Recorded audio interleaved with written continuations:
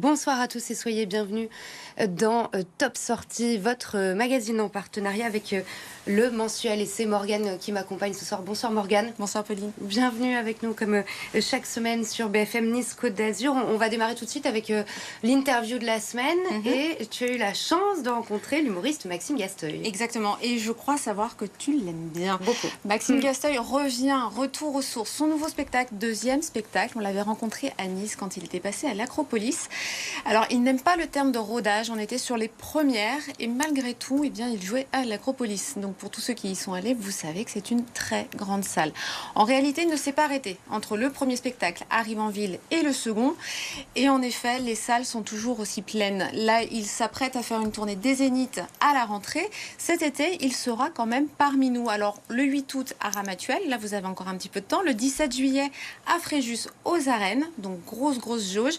Le 24 juin à Monaco, à l'espace Léo Ferré. J'ai un doute sur le fait qu'il nous reste encore des places. Donc, d'où l'intérêt vraiment de noter les deux dates de cet été. Donc, vous allez le voir, il est un peu moins survolté que dans le premier. Il est plus serein, il a grandi.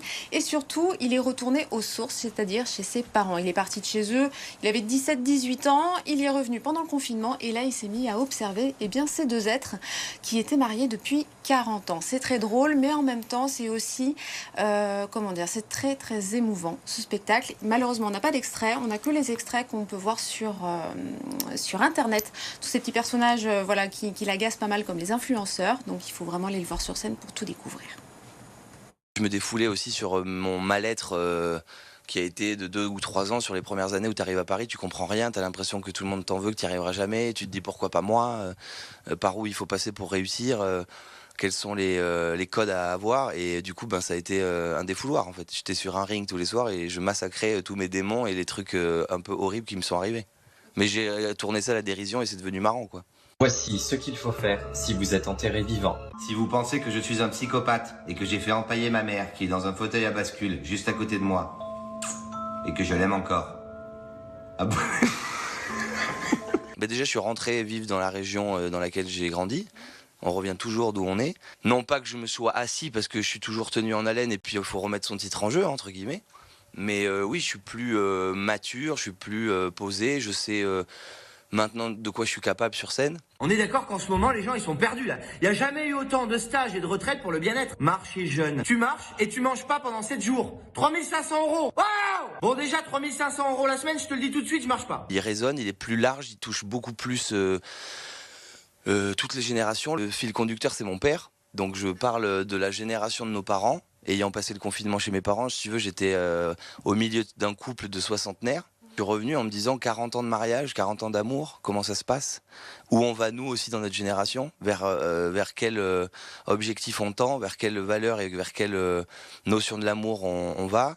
Je parle du rapport à l'argent, la sexualité, l'amour, la façon de vivre l'un avec l'autre, le ménage, tenir une maison. Donc c'est nos vies d'enfants et leur vie de parents. Donc les yeux qu'on pose sur eux et ceux qui posent sur nous. C'est le moment des mariages, voilà l'été, vous avez reçu les faire-part, vous allez parcourir la France pour vos potes. Vive les mariés, vive les mariés. Tu parles, vive les mariés. Les mariés, ils se sont fait chier toute la soirée. Il fait 35 degrés, le costard, c'est une théière, la robe en soie, elle colle, on dirait du latex. Moi je suis assez ébahi sur ce truc de fidélité, de don de soi, d'implication pour traverser tout ça. Donc la jeunesse, puis des enfants, puis une maison, puis des galères et toujours rester solide quoi. Ouais, c'est très beau. Ouais. C'est un hommage d'ailleurs, je leur dédie le spectacle à la fin et je sais pas, j'ai été tendu à parler de ça et ça me touche beaucoup et j'en suis très fier parce que l'autre je l'adorais mais celui-ci il est vraiment, j'ouvre les portes en fait, je vais vous faire rentrer un peu chez moi. Donc c'est un peu plus intimiste et donc il est marrant mais il est touchant aussi.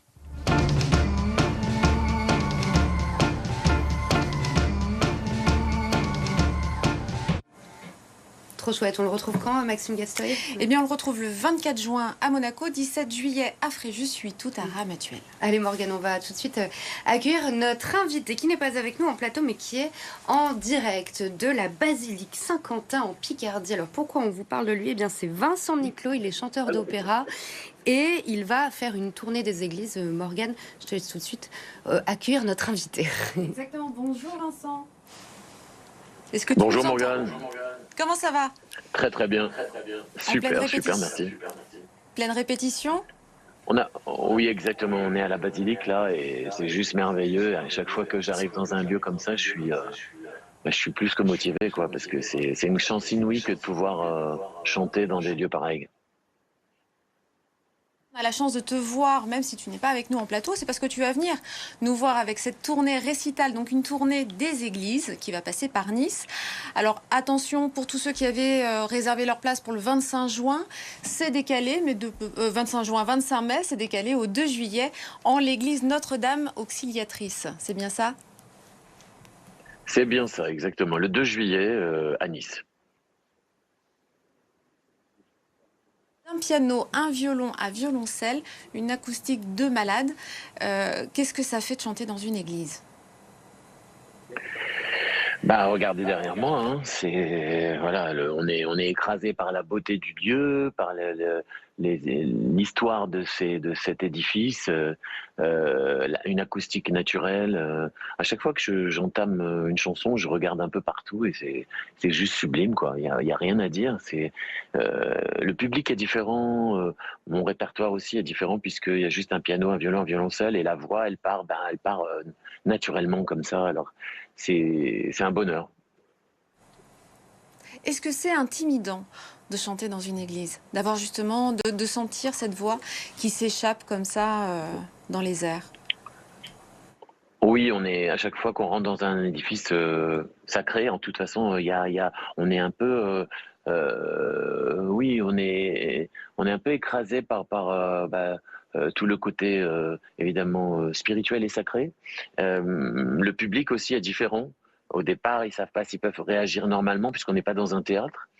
Mais au final, après les gens se lâchent et c'est marrant parce que ça mélange beaucoup de choses, ça mélange beaucoup. L'émotion est décuplée parce c'est vrai qu'on touche à du sacré et en même temps, j'ai un répertoire qui est bien adapté. Donc, du coup, moi j'ai l'impression, enfin moi ça me fait voyager. Et je fais des dédicaces à la fin du spectacle, je vois les petites étoiles dans les yeux des gens et je me dis que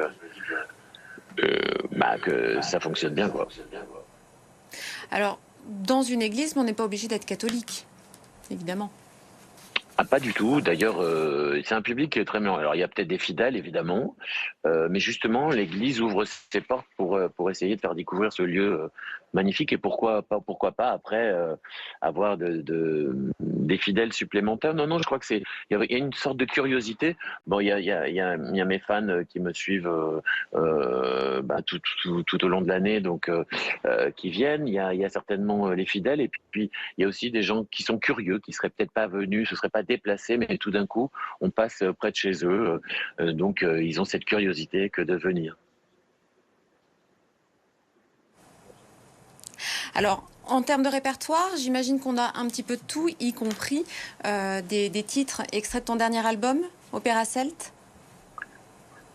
Oui, bien sûr. Alors, il y a une chanson qui est carrément faite sur mesure pour cette tournée récitale dans les églises et les cathédrales. C'est Amazing Grace, qui est évidemment le premier single de mon dernier album, Opéra Celte. Amazing Grace, ici, c'est...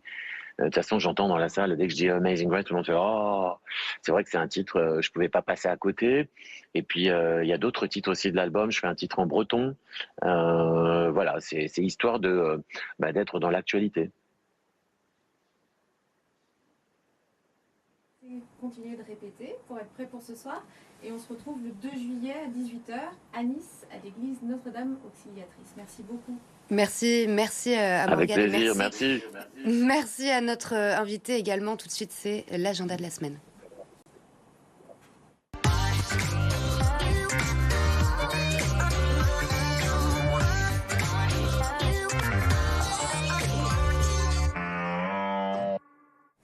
On débute tout de suite avec des spectacles du 23 au 27 mai. Madame Fraise, toute de verte vêtue, sera au théâtre Antea d'Antibes. Donc vous l'avez peut-être suivi, c'est Marc Fraise qui cette fois-ci vient en femme, pipelette gracieuse et élégante.